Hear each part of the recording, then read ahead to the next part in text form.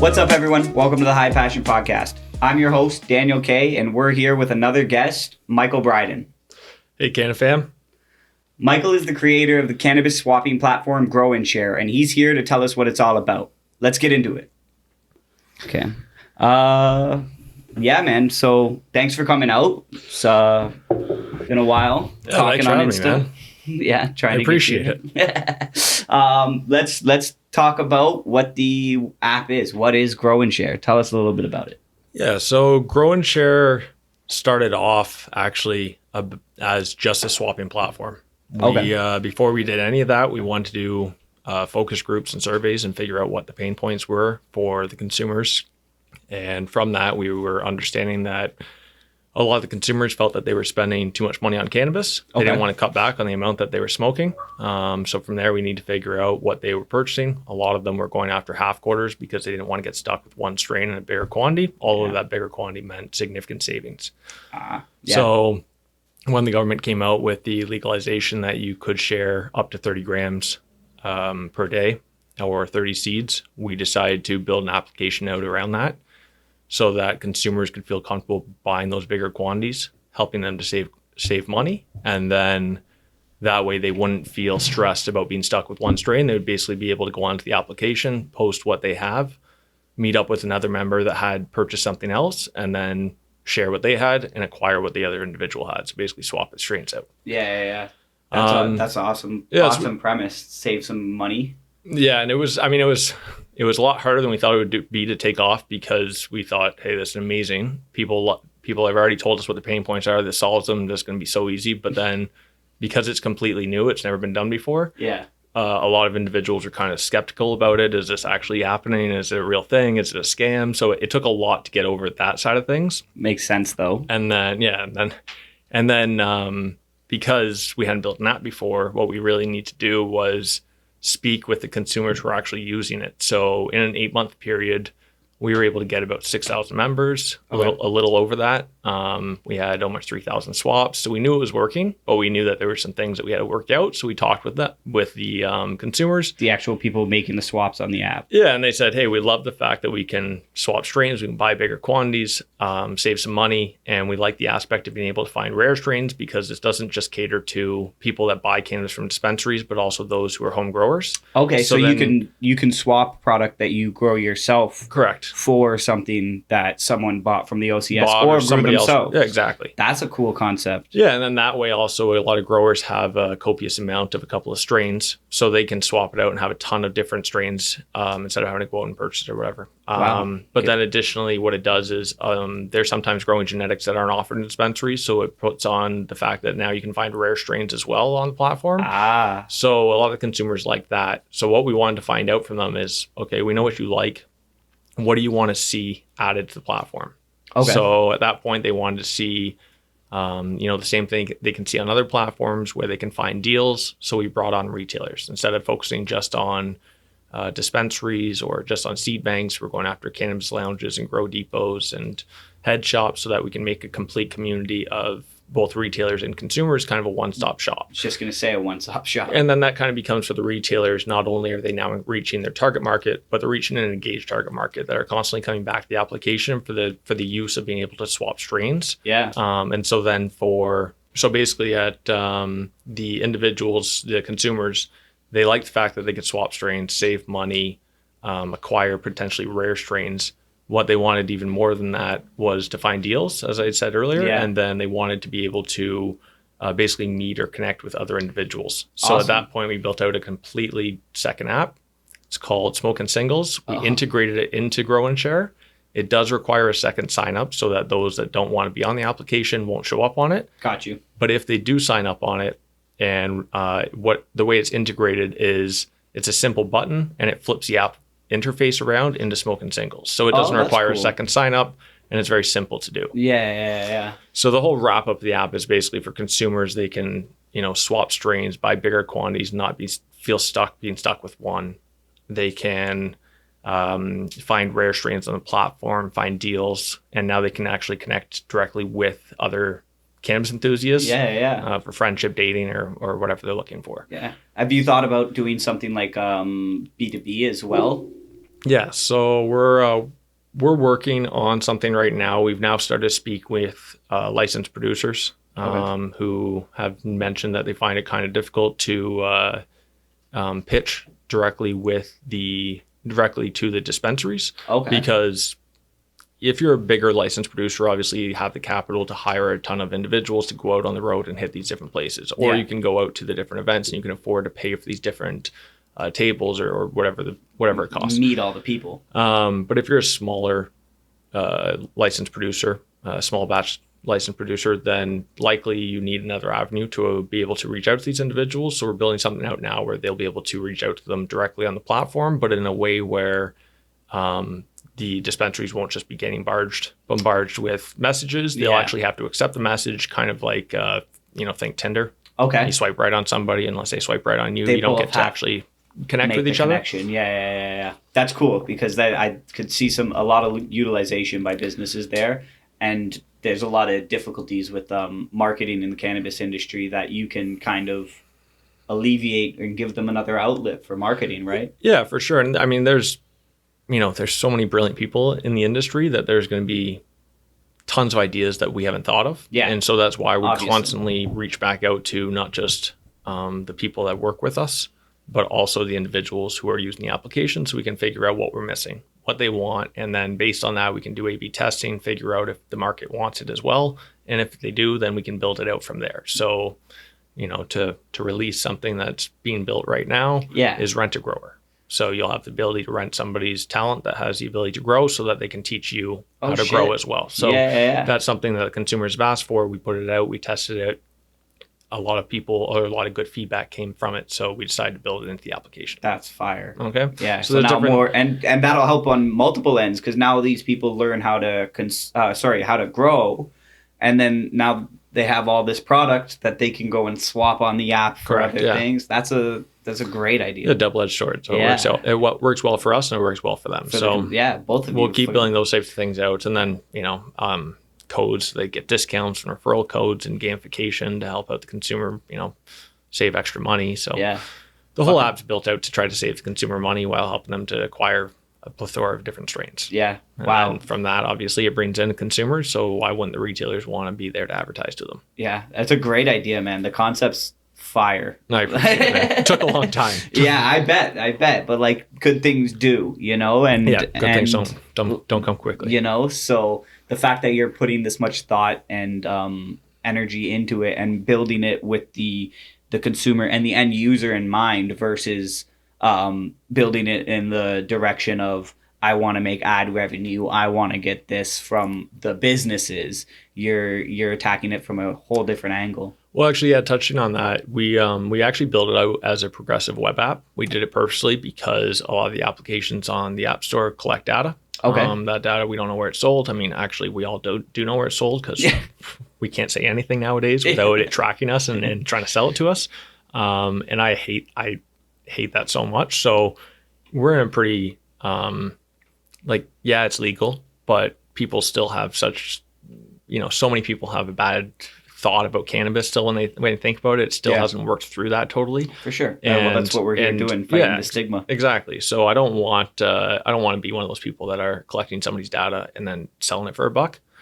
We will sell data eventually, but the data we sell will never have a face or a name attached to an email, anything like that. It will be something that, right now we know we're largely in the indica industry. A lot of people are smoking indicas. If we can see through our data that the industry's changing into sativa industry, important information, but it doesn't take away anything or give any personal information away. Yeah. If we know that high traffic areas are also low rent areas, that's important information for dispensaries or other retailers. Yeah. So that type of information we'll sell, but we won't sell, Mike Bryden personal smokes 30 grams a week type thing. He likes indica. This is his email. Yeah. So that information we're staying away from. I like that. So as the progressive web app, you just download it directly from the website. Yeah.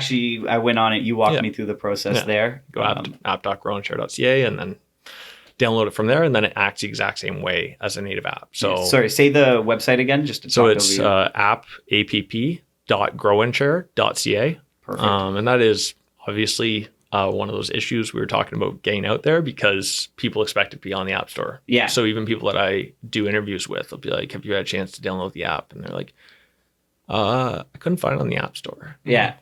That's plausible. It's not on there. Let's go through that now. So we have to find out a way to make sure that people get the masses out there. So doing podcasts obviously is a great way to get out to a bigger audience and let them know exactly what it is. You're getting out to expos as well and stuff? Yeah, we're getting out to expos. We do as many events as we can, and then we now have we're hiring tons of people. So we're hiring in London, Ontario, Barrie, Hamilton, Quinte West, Ottawa, Oshawa, all over the place. Wow. We're trying to keep it tight knit so that all the places are kind of in a line. If you're traveling, you can still find places and other people in other cities. Got you. But what that also does for us is it allows us to get our managers and our agents to go out to the events that I can't reach because I'm at a different event. Yeah. So it's kind of playing us to double up or triple up on our advertising needs, which is helpful in that sense. And then right now we're working on a much bigger thing, so we'll keep that for the next podcast. Yeah, but for sure. It should be pretty massive and help us out significantly. People have to keep their eye out for it. We'll have to rejoin you on another podcast in a few months. It's such a unique idea. Like, where did it originate? Don't all good ideas come from being stoned? Yes, I like to think so. I don't know. I'd say I was, everybody bought weed at some point with their friends. Yeah. To my knowledge, all my friends did. Where you're trying to save some money, and so you put your money together, pool together, buy a bigger quantity, separate it out. So then you're like, great, I just bought an ounce for $60 instead of $130 type thing. Yeah. So I think we all got to that point at some point. Like you said, at least everyone I know. Yeah, and people put Tobe in their weed so that they can, or stretch in their weed so they can stretch it. And I mean, it's quite clear that people want to save. Yes. And so I'm a researcher. Anything I can research about that I find relatively interesting, I'll just delve so deep into that topic. So I was just researching all about the cannabis and the legalization and what they were trying to kind of ascertain or accomplish, and what's California done in Colorado. And then I came across this part that talked about how sharing cannabis was legal. And I was like, wait, I can share weed and I can share seeds. So I was like, oh, there's got to be an app out there for this. Yeah. So I started searching and looked everywhere and I couldn't find anything. And I was like, okay, that's not right. like how is there nothing out there? Like I like to do this with my friends. I would love to be able to do this with just the masses. Yeah. I mean, especially if I was in university or college still, can you imagine having smoking singles and grow and share where you could basically meet up with your whole college residents or your whole college basically and be like, oh, these are all the people that smoke weed. Yeah. These are the people I want to chill with. Yeah. And these are all the girls or guys that smoke weed. So these people I want to basically go out on dates with, so I'm not stuck on some alcohol date. Yeah. I have to sit through this to go home with this person type thing. So I mean, for colleges and universities, it's huge. We're getting out to all the colleges and universities now, but then just for everybody. I mean, if I can take, for instance, now these stats are from 2 years ago, so I know everything's dropped, and I know that people are now pulling towards, quarters of shred versus a half quarter and that type of thing. But back in the day, people were buying a half quarter tax in $37. That's ridiculous. Yeah. That's wild. Yeah. So you're spending almost $300 a month if you're spending $30,000, if you're buying an ounce a month. Yeah. $300 a month. A year, you're spending $3,800 roughly, approximately that. Yeah, at least. Somewhere around there. And then all of a sudden you go out and you buy ounces and that price drops to $2,000. So you just saved almost 50% of your cost. But you don't want to do it because you're stuck with the strain. Well, here's your solution. So it just kind of sounded like something we had to jump on immediately and start building out. Yeah. And so so basically at one point right before this, I was a part owner and project manager of a web development company. So at that point I had developers and designers and all the rest. I also had to figure out a ton, obviously. Yeah. So I, had to learn about wireframing and all the rest about putting stuff together. So I used them, and then in the sense that I hired them and said, all right, guys, we're going to work on my project now instead of working on a website. So I'm going to pay you guys to do this. Obviously, that helped out in the sense that it was significantly cheaper than hiring developers that weren't working with me full time for 2+ years because we were all pretty good buddies at that point. So they gave me good deals. But that allowed me to build the beta version. And, you know, while my guys were skilled, they're skilled in certain areas. And so the official version that we ended up building out was huge in comparison. So we had to rebuild and I had to hire actual, you know, about a team of 6 developers and build out the official version of the app. But the beta version is what really got us going and allowed us to figure out like, okay, this is actually working. What people are using it, and it's not growing fast enough. So we just need to push it further and faster so that when people jump on it, they say, oh, they're great. There's 100 people in my area that are swapping strains. And then, you know, 5 months from there, they can say, oh, great, there's 1,000 people in my area. And so that's our hope, where people can just go on and say, oh, people are right next door to me. And then if they want to look for a retailer, then instead of the way the retailers are dealing with a lot of companies now, where they say, here's an upfront fee, and then you want to get to the top of the app where people can see you, then you have to pay a monthly fee. We charge them one fee, no hidden fees. They get in the app, they post everything about themselves, their hours, their store, their location, you know, the product prices, promotions, anything like that. And that information then goes on to Grow and Share. And then what happens is the individuals, the consumers will say, let's say it's a dispensary. I'm looking for an ounce. I want an indica, and I don't want to travel further than a kilometer. So only the dispensaries within that kilometer range show up, which makes sense because now that the retailers know that they're only showing up to people that are willing to travel the distance. Yep. And the consumers aren't wasting their time seeing all the bump that they don't want to, the crap that's not going to help them. So it's 100%. It's helping both sides out. And then additionally, we're building out a functionality for double dip.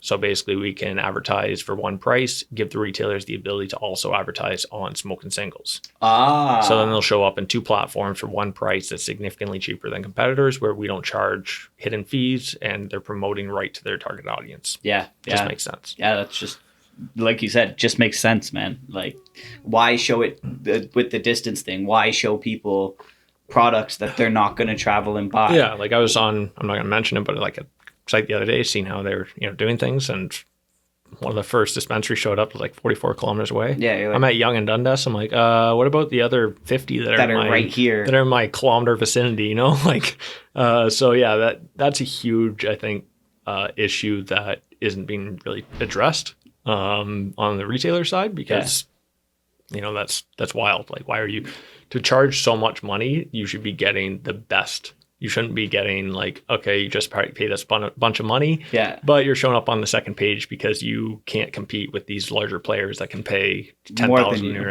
X amount of dollars a month to show up at the top. So literally, so we're just trying to even the playing field. Yeah, that's nice, man. That's nice. All right, so I'm gonna take a second here and light up a joint. I rolled up some of the Georgia pie here. I've got it in the jars here, the pink gas. I know you were taking a look at that earlier. And then let's talk, you briefly spoke about the research you did starting this off. So let's talk about those focus groups that you did a little bit. Sure, yeah. So for about, I'd say 5 months, we collected about as many cannabis consumers as we could that were daily smokers. We went after daily smokers. Obviously, we go after everybody in terms of helping them out, whether you smoke a quarter or an ounce a month or an ounce a week. Yeah. We just knew that we would get a better answers from individuals who were daily smokers, because they're obviously extremely passionate about the plant. Yeah. So during that time, we were able to speak to about 900 individuals. Wow. We collected surveys and did focus groups with smaller numbers of them that we felt were more engaged. Sorry, how were you finding these people? So I did it a lot through friends. I mean, I come from Quinte West, so I'm in an area where everybody's a grower. Okay.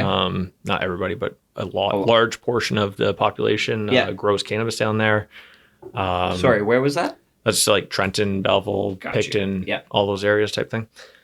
Then I've been in Toronto for the last 15 years about. So I've been a cannabis enthusiast every day of my life for 20 years or so. Maybe not 20. 20 years. Yeah. 20 years. Crazy how time flies. Yeah. So, I mean, so during that time, I was able to rank up a lot of friends, and then friends. And then I asked different people if they'd help out putting out social media posts, if anybody was interested, through individuals that they knew, but maybe were more of acquaintances.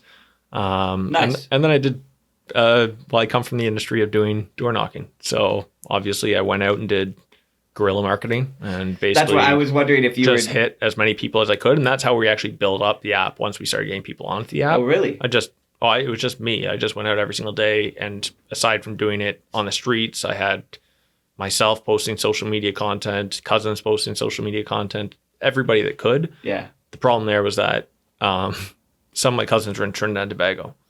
So you can imagine how thinly spread things started becoming. I started getting people but writing us from Trinidad and Tobago, Colorado, California, Big Island, Hawaii. We had somebody writing us from. So too much exposure. Yeah, so we're like, this is great if we had 500,000 people on the app, Yeah. but at 7,000 people, like this isn't great. So yeah, that was a problem obviously that we had to center around. But so that's cool. So with that focus group, what type of questions were you asking them? Yes, these are exact questions. First, we wanted to know what their pain points were. We had talked about this earlier. We found out that a lot of them found that they were spending a lot of money on cannabis. Yeah. I'm pretty sure we all heard that the government was going to, come out with cannabis legalized. It was going to be so cheap and affordable and all this stuff. And then they put all this. And it's not the dispensary's fault at all. It has nothing to do with them. They basically threw out so much red tape and. I mean, the government likes to put their hand out, right? Yep. Put their hand out and basically give us X amount of every sale that you make, and this is how much you can buy it for, and this is how much we'll buy it for. And so because of all of that, they've made a system where it's extremely hard to make a dollar for the dispensaries, so they have to charge, a decent amount, but then they're in an oversaturated market, so then the more you have, the more dispensaries you have, the more money you can make. You can charge a little bit less, which means your next door neighbor who has one or two then has to, compete that way. So it's a really messed up industry. Yeah. So, when they started, people were charging anywhere from $35 to $50 for a half quarter. It's crazy. Who remembers paying $50 for a half quarter? Because I don't. Yeah. I wouldn't pay more than 25 growing up. So it was pretty crazy, and we wanted to figure out from there how much these individuals are smoking. Now, we were actually pretty surprised that the average was smoking 30 grams a month, because every daily smoker I know is smoking like half ounce a week or more. Yeah. So, but you did a pretty large group. We did do a pretty large group. There's stoners and then there's casual smokers. Yeah. Yeah. So we, there's the daily all day and there's the nighttime. I have to go to sleep. Well, exactly. It's hard to smoke a lot of weed when you're only smoking at night. Yeah, right? exactly. So we got an average about 30 grams a month, 360 grams a year, 103 half quarters, or 11 or 12 ounces. Yeah. So the difference of, as I was saying earlier, $3,800 to $2,000 on average. Yeah, almost half. Now, everything's dropped. So, because of what we were talking about earlier with the competition in the market and the oversaturation, you can find half quarters as cheap as $25 to $26. But with that, you can find ounces as cheap as $80. So ounces are always going to be way cheaper to buy. And whether it's an ounce that you're buying that you just immediately want to go swap out, or you just want to buy an ounce because it's way cheaper. Yeah. Sometimes I get home and I buy an ounce that's a really good price. And so I could smoke, but I don't want to smoke it the whole week, so I want to swap it out. Or sometimes I get home and I start smoking and I'm like, this tastes horrible. Yeah. I don't want it at all. Yeah. So it doesn't mean that somebody else won't like it. It just might not be your flavor, Correct. Right? So that's actually huge. So we started with, what's your pain point? Figured out, okay, it's price. We want to smoke the same amount, but we were spending too much money. Found out, okay, they're smoking 30 grams a month on average. Then we found out they're smoking half quarters, or buying half quarters. A large portion of them, almost 70% of them, are buying half quarters, which is a lot of money. But then the problem for the dispensaries is we're in an oversaturated market. So they make more money when they sell a half quarter per gram. Okay. So it makes sense if they're going to sell you 8 half quarters to want to sell you a half quarter. That makes sense. They're going to make way more money than selling an ounce. But they're not going to sell you 8 half quarters. You're going to buy one of them and you're going to go to a different dispensary the next day and a different dispensary the next day. And you're going to keep going to different places unless they capture you with something. Yeah. And they're not capturing you with a $30 or $25 or whatever half quarter, but they will capture you with a $90 ounce. Yeah. Yeah. So we're trying to create a return market. We're not trying to say, okay, here's your quick money. We're trying to create long-term money. Yeah. So give the customer something that will make them want to come back. Because I see that as a big issue for dispensaries, because what makes me want to go to that dispensary versus that dispensary when they can give me the same price and the same product. If they don't have the product that I want, they'll bring it into me. So personally, when I rarely do go to a dispensary, I just go to whichever one's closest to me. Yeah, for sure. There's no second thought of, oh, I'm gonna go to this one because they've got a deal, or this one because of that. 100%. It's just what's closest to me. So that's a cool angle. Bring Yeah, them in for a different reason. Because we've had retailers say, like, why would we pay for an app that, you know, supports people buying bigger quantities and it gives us less? And I'm like, totally agree with you. If you had 50 stores in Toronto, but you don't, you have more stores in Toronto than we have McDonald's and Tim Hortons combined. And that's ridiculous. So good luck getting somebody to come back to your store, selling them a half quarter. But if I walk out and I got a $90 ounce, guess what I'm doing? I'm spreading that word of mouth to all my friends about the $90 ounce I just picked Especially up. if it was decent. And then I'm going to return because I'm going to see what other product you have the next week, you know? So, so we're trying to do that for them. And then from the, you know, consumer side from there, then we had to figure out, okay, what does half quarters cost? As we talked about earlier, at the time, an average price was around $37. That took a lot of effort. We scraped every single dispensary across Canada. Yeah. We took every single half quarter out, you know, so obviously in some places in Canada, it's ridiculously highly priced. Other places are very low. So the average is around $37. Now you're probably going to find the average probably closer around, you know, maybe $32, $33 type thing. Yeah. Still significantly higher if you're buying eight half quarters than if you buy an ounce. You buy an ounce. Yeah, for sure. It's major savings for the consumer, and that's so that's what we found out from that, and that's how we created the beta version. We basically were like, great, you can buy ounces, save some money. We just got rid of that pain point.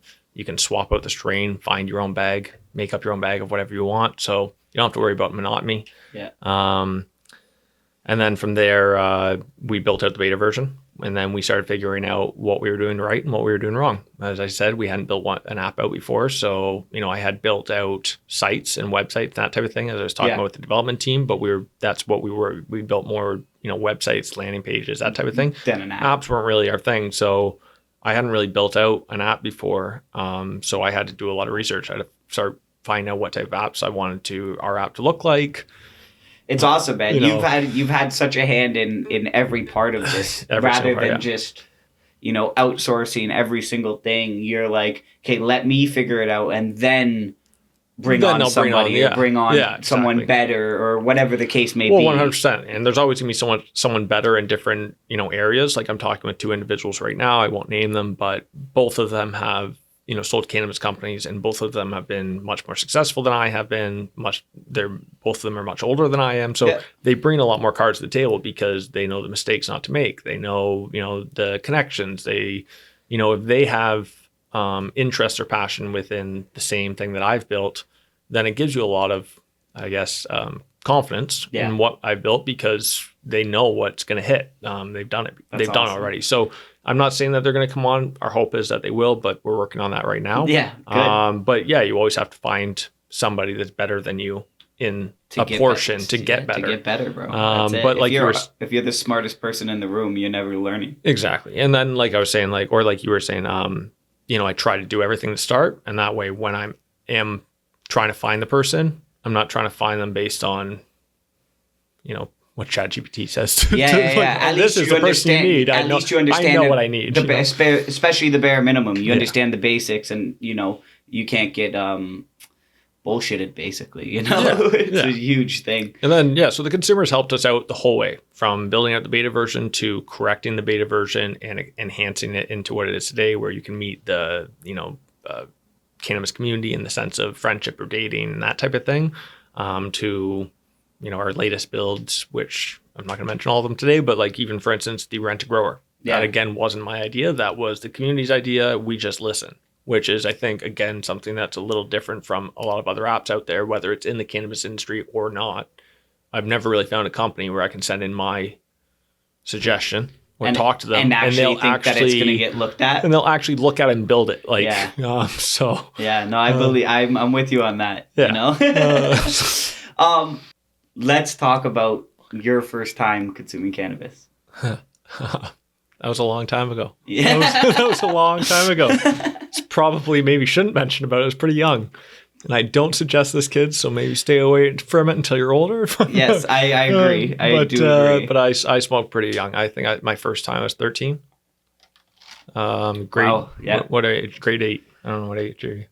Yeah, I mean... Maybe before grade 8. It could have been before grade 8. Grade 7, 8, I think you're 13. Yeah, it could have been before grade 8, to be honest with you. I mean, you know, parents say, tell me who your 5 friends are. I'll tell you who you are. Yeah. Didn't hang out with necessarily the best crowd when I was younger. Nice. You know? Started hanging out with different crowds when I got older, but it took a little bit of learning. So for sure. Yeah, I started smoking pretty young, and I wouldn't say when I say smoking, like I tried it. So that's what I was just gonna ask. Was most of the time, me personally as well, I smoked and then stopped for a while and then got back into it. Yeah, like I actually didn't smoke through like grade 9 or 10 of high school at all. Oh wow. Yeah, I would have expeced you to. You know, most people that start get back into it with high school because everybody else starts doing it. Yeah, so I was already a struggling student. I already had to work my ass off. You know, I didn't need anything else holding me back. So, not saying it does for other people because I have a lot of friends that have extremely good careers and they smoke their whole way through. Yeah, but I like. Well, especially as a younger person. I was good at projects, but not tests. So I didn't need anything that reduced my short-term memory. Fair enough, man. That's funny. So I smoked like, you know, grade 8 or whatever, and then I stopped, and then all of a sudden grade 11 hit, and all my friends, by the way, were huge smokers. Yeah. Like daily smokers, grade 9 and 10.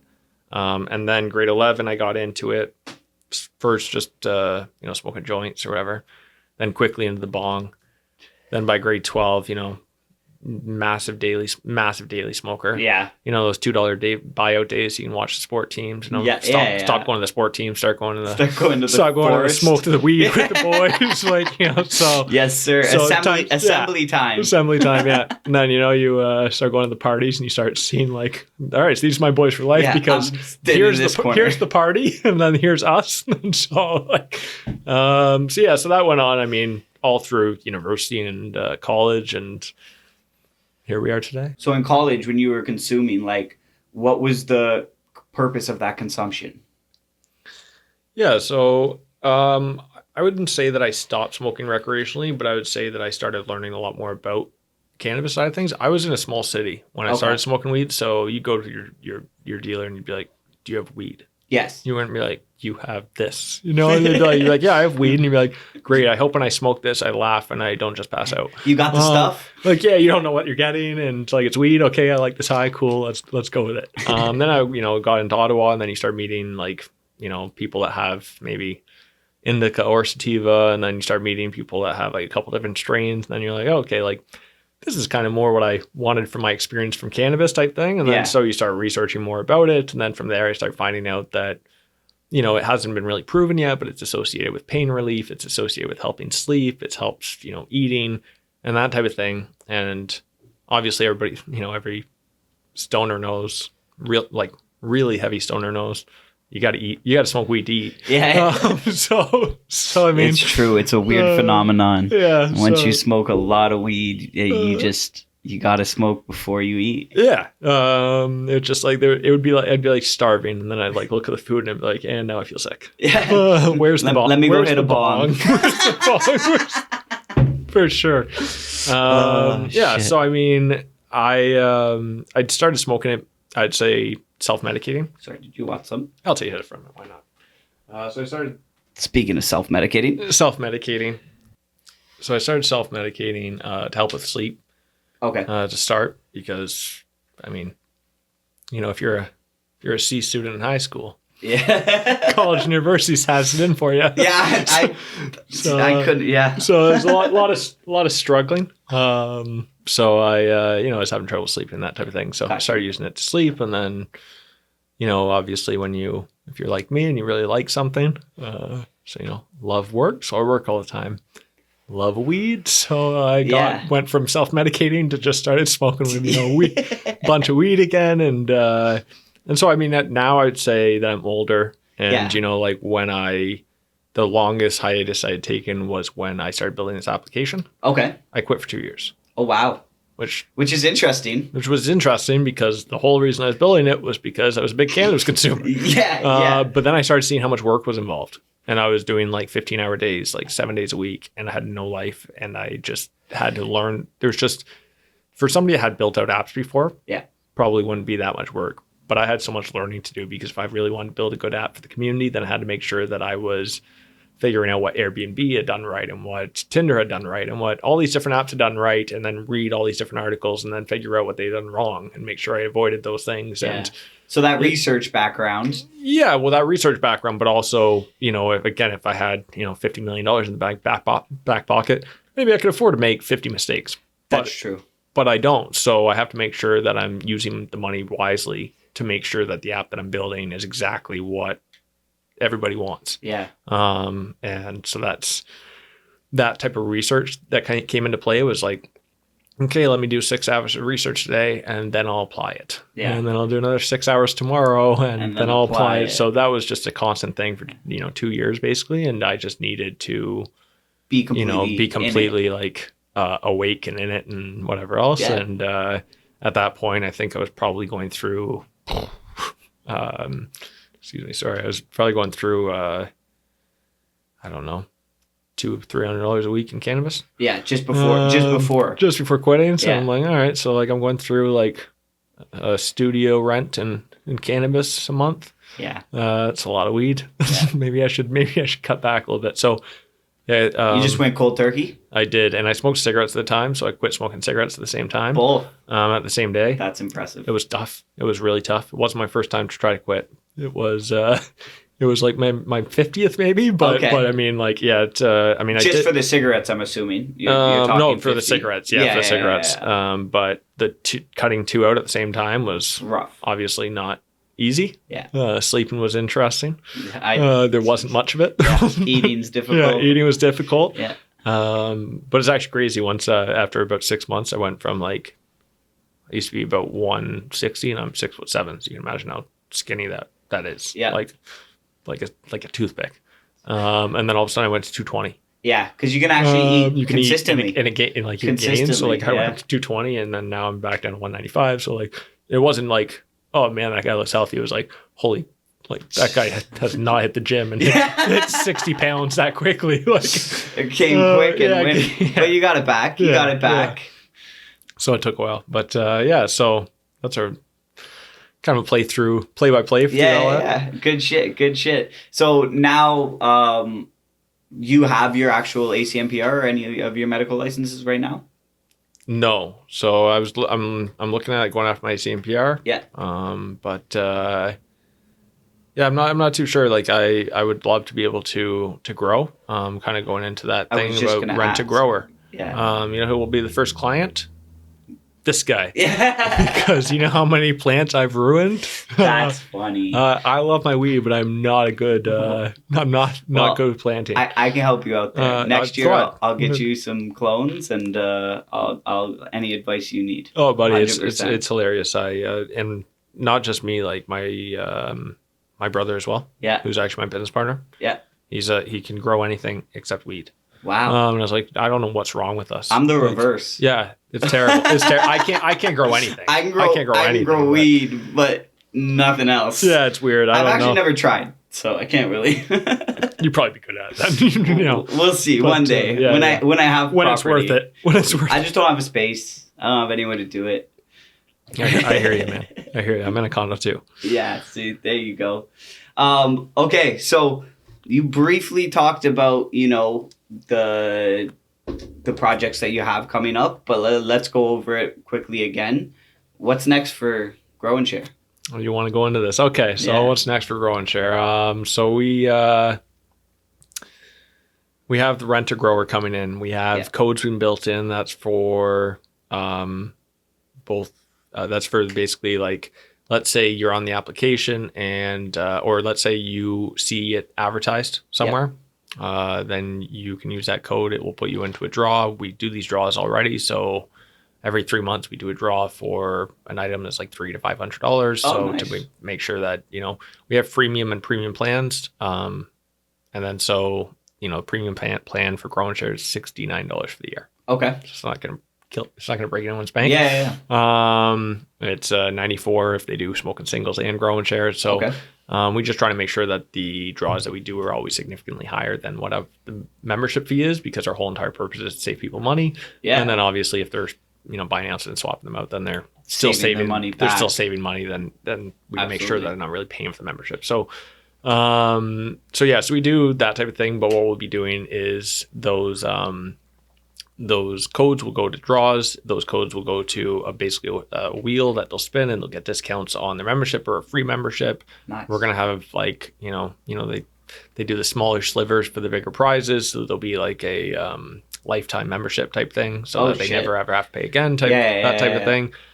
Because realistically, there's 1 million Canadians that smoke cannabis daily. There's another 5 million smoke cannabis occasionally, so I'm pretty sure we can afford to give out a few free lifetime memberships type thing. And so aside from that, we've been working on 2 different types of events for the last 2 months. We want them to be very large events, so we're currently talking to somebody about renting out their plot of land. Nice. I don't want to go too much into those events because one of them's never been done before. But I will tell you that one of the events we're working on is a cannabis swapping event in person, where we can bring in some of the top growers, and then we can bring in people that are also buyers, and we can basically get people advertising what they have and swapping it out with other individuals so that everybody can leave with a plethora of cannabis that they didn't have before. That'd be a crazy event, man. That's a great idea. Yeah, so we went out to an event not long ago, Canna Crawl. Shout out to Anthony. Yes, so shout out Anthony. So he plenty of shout outs on the podcast. Yeah, so we went to the Canna Crawl in Hamilton, which is like they run such a sick event, and we ran a bud swapping tent. So basically, at the start of the day, I think we had 4 strains. At the end of the day, we had like 18 strains or something like that, because people just come up and they swap some of what they have for what you have, and we just made sure that we had rare strains. That weren't really available in dispensaries. So then people are like, "Oh, sick! How do I get that?" And I'm like, "All you have to do is sign up and post a strain." And then that way we can make sure that they're getting something when they leave there, without having to buy it. Man. And then so what else are we working on? Well, we just this is huge, so it is big, but I'll let people know. I guess we have been working on something pretty big where we give back in a much bigger way. So our premium memberships, a significant portion of those memberships, about 75% of them, actually goes to the individuals who are signing the individual up, because we want to get this word out to everybody. So the whole reason that we're charging that small fee is so that our workers are able to grab something from when they're signing somebody up. So if somebody signs you up, then it's not really coming to our company. We take 25% of it. They take 75% of it. Wow. That 25% we're looking at doing, we're taking a portion of that to put it into basically, we've created a non-for-profit. In Canada, you have to have a non-for-profit for a certain amount of time before you can run a lottery system. That lottery system, basically 50% of the proceeds has to go to your non-for-profit of your choice. We'll create our own around ALS or something like that. And then the other 50% we'll give back to the consumers. Wow. So it'll be basically like, okay, I just spent $70 on a membership, but I have the chance of winning $500 back or $1,000 back or whatever the case is. Wow. And as obviously the memberships build, that 5% that equates to $500 when it's smaller might equate to $25,000 once there's 100,000 people paying. So you're going to be running the lottery system like multiple times type of thing. So we'll be doing it throughout the year, and then that way people can see that we really are a company that are trying to build out something to give back to the consumers and help them save money while not having to give up the plant. Because, nobody's never really going to ever give up the plant that smokes. But I don't want them having to cut back either. If they want to smoke 28 grams a week, smoke it. Just, if I can save you money somewhere, we'll try to do that. Yeah. Awesome, man. That's so there's a lot of different things that we're working on. That's I don't know how much we want to say. No, that's good, bro. I love it. Lots of different things. Obviously, we're looking at bringing in a plethora of other different types of retailers, so like artists and that type of thing. I was saying earlier, your hat. Yes, sir. It's sick. Yes, my buddy Chopsticks. Check him out on Instagram. He did up the hat. Meant to shout it out a couple of videos ago. Mad respect, brother. Yeah, that's a sick hat. Thanks for shouting it out. So no, I was just saying. So I was saying earlier, that's a sick hat, and I was like. You could easily sell those hats. Didn't realize your boy did. Yeah. So that's, it's clear that, but if we could get, people like him on the platform, because lots of people want to wear that type of gear. And so it'd be nice if there was like a cohesive environment where they could all share what they have. 100%. And just have like an online kind of marketplace of, cannabis retailers and then also like anybody that's involved in cannabis in any fashion, whether it's like art or, fashion itself or whatever. 100%. Well, that's awesome because I actually, at the end of our first season, I'm planning on doing a little get together with everyone we've had. So it'll be good networking for everyone to chat. You know what I mean? Possibly for get sure. some more people 100%. on the app. Possibly do something for them and grow like that, man. Yeah, for sure. 100%. Is there anyone you want to shout out or any last things you want to say? Yeah, Kosia at Baked. Yeah, Baked Edibles. Had her on the podcast. Incredible edibles. Great price and extremely tasty. And Bake's a great name for the company because it gets you destroyed. Yeah. It's just unbelievably baked. Listen to the warnings. In a great way though. So ate one of those. She's a great person too. Ate one of those cookies at the other shout outs to Canna Crawl because we've been at many of their events. Got a lot of people signed up from their events. You're gonna be at the fall one. I'll be at the fall one. Great prices again, for a retailer to go there, Yeah. and then you have an awesome market. So it's a win-win situation. I don't know the exact dates, but check out Canna Crawl. Yeah, I was gonna say I've checked out too. So Anthony will yell at me for that. But Yeah, I never know the dates, and I'm always asking him. So I'm probably his biggest pest. But that's funny. And then Beach Buds. They've always supported us and helped us out, and they. I've never tried a strain from them that I didn't like, so Good. That's a pretty good review. Yeah, that's a pretty decent review, but also you work hard, you deserve the recognition. There you go. So off the top of my head, those are the three people I'd shout out, but I'm sure I'm missing somebody, and I'm sorry if I am, but I am pretty stoned right now. So that's good, man. I love to hear it. It's always good hearing a couple shout outs and talking to people about what they love. It was great having you here. I appreciate it, man. Yeah. Really appreciate it. Thanks. It's been great being out here. Thanks for coming and telling us what it's all about, man. That's a good time to end too. Now I'm starting to see myself tripping on the words. Now the weed's kicking in, and I'm like, all right, good, it's ending. That's pretty funny. Just natural, man. It's just natural. It's how it goes. Yeah. Okay. To everyone watching, if you enjoy what we're doing, make sure to like, follow, and share on YouTube at High Passion Pod and on Instagram and Spotify at High Passion Podcast. If you want to keep up with our guest today, drop them a follow on Instagram at grow.n.share or check them out at app.growandshare.ca. I want to give a big shout out to Sean Sweeney at SeanCS10 for everything he does for the podcast, and to all our viewers, I hope you tune in next time, and until then, stay positive and stay passionate.